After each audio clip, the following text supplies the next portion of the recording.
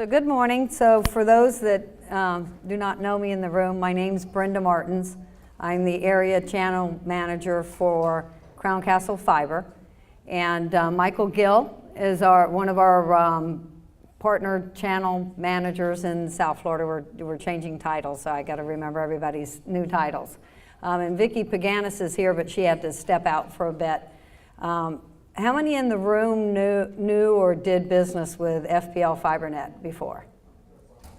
Okay, so the good thing is you knew what we were. Now we'll tell you who we are going forward. So a lot's changed.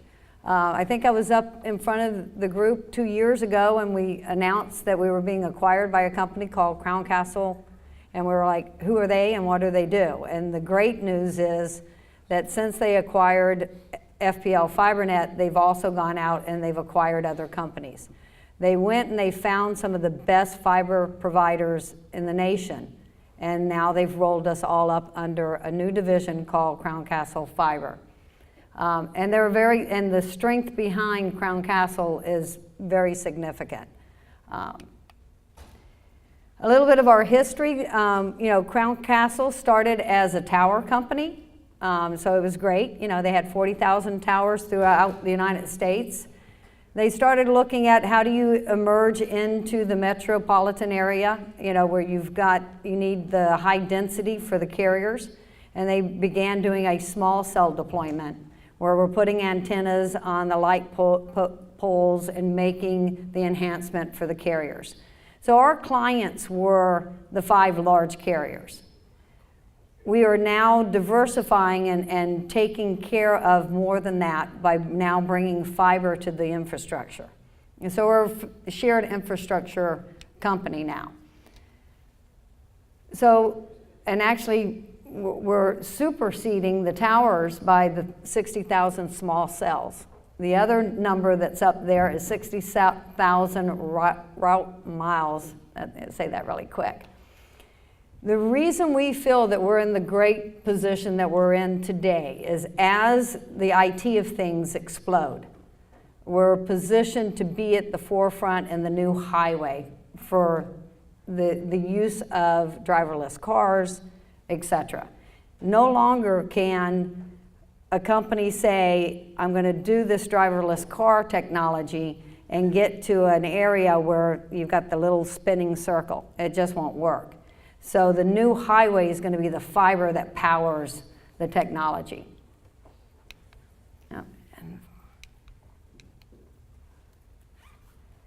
So this is what we look like today. Very different from the past. In the past, we were Florida and Texas. We now have acquired a company called Wilcon and Synesis. So we're in LA all the way down to San Diego.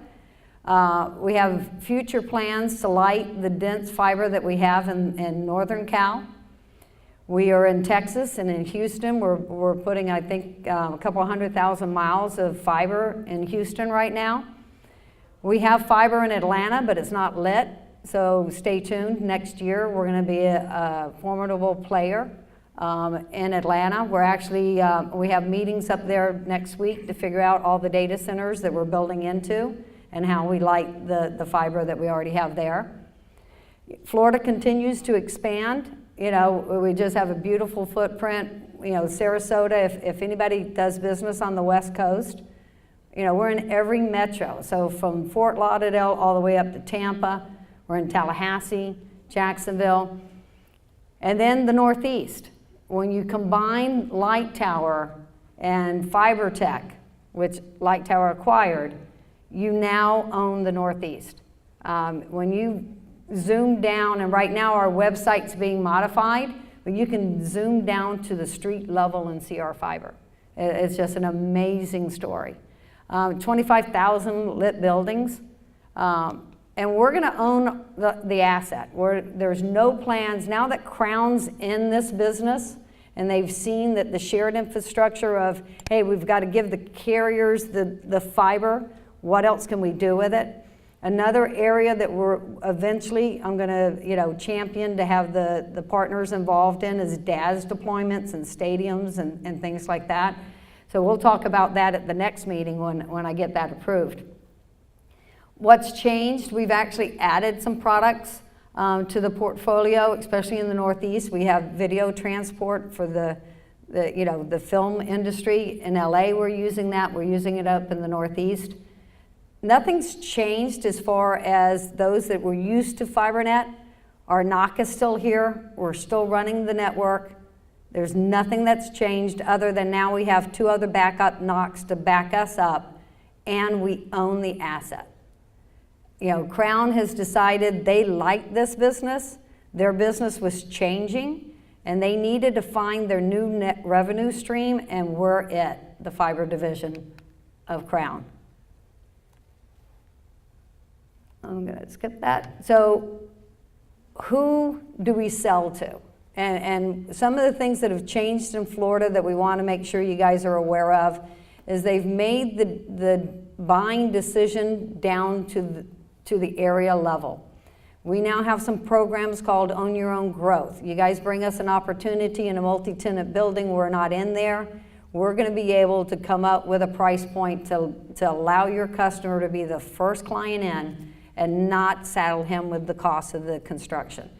We had a law firm here that had asked us, the only way that they would continue doing business with us is they needed to be in Vegas, New York, and LA.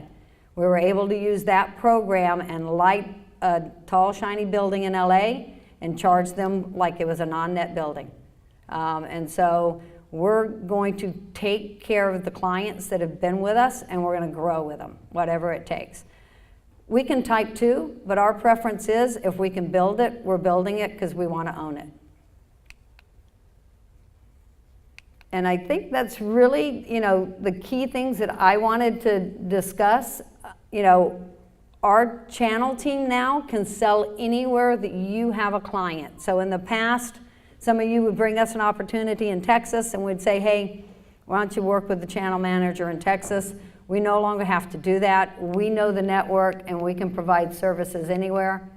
We actually have a team of 10 channel managers, so there are some TCG guys here today. We're going to connect you with the right guys where it is where the agent resides, is who the channel manager you're going to work with.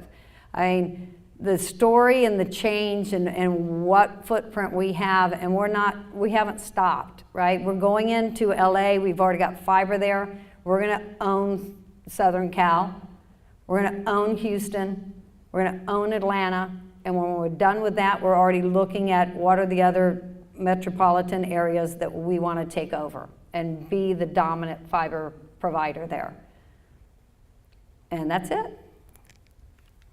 What has changed is if there's a prospect, they're not an existing account. In the past, we were locked out if someone else was prospecting in that account. That's no longer the case. It's either Inc. wins or it's price parity. Let's figure it out. If we need to team because it's a large enough opportunity and we can leverage each other's relationships, let's do it. If not, it's who can ink it.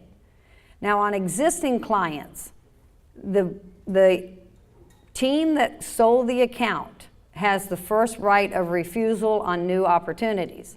What we're finding though is the enterprise team is more willing to team now because they rather get 50% of something than lose it to the channel's relationship.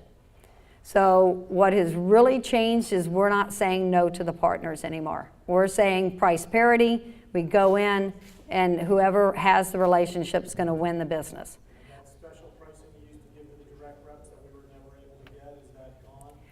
That product is probably eventually going to go away. It's still available in certain markets. It's not available throughout the United States. But yes, we have that product available now through the channel.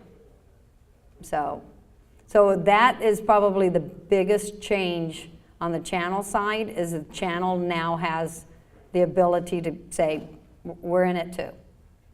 So my team is really happy about that. Any other questions? How do you find on-net buildings? Michael Gill can send you a list of our on-net locations. We're working on our national on-net building list. We had to extract some sites that we can't have as public knowledge. And so probably within the next month, we'll be able to give you a consolidated list of all those sites, but Florida, we can give that to you today. Portal we can go into and just check it. Not currently. That's something that we're working on.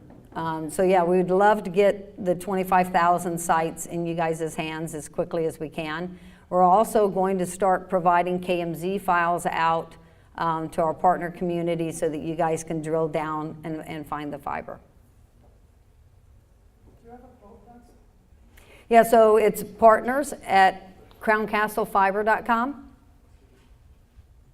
And then if you have an agent that's in another state, just tell us where the agent resides, and then we'll connect you to the right partners. We will be establishing in the next couple of months a distribution box for TCG so that you can hit that box and it'll disseminate.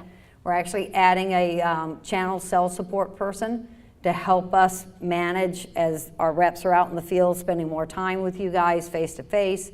We'll have someone catching it and being able to quote, and you don't have to wait for Michael to get back to his desk. So.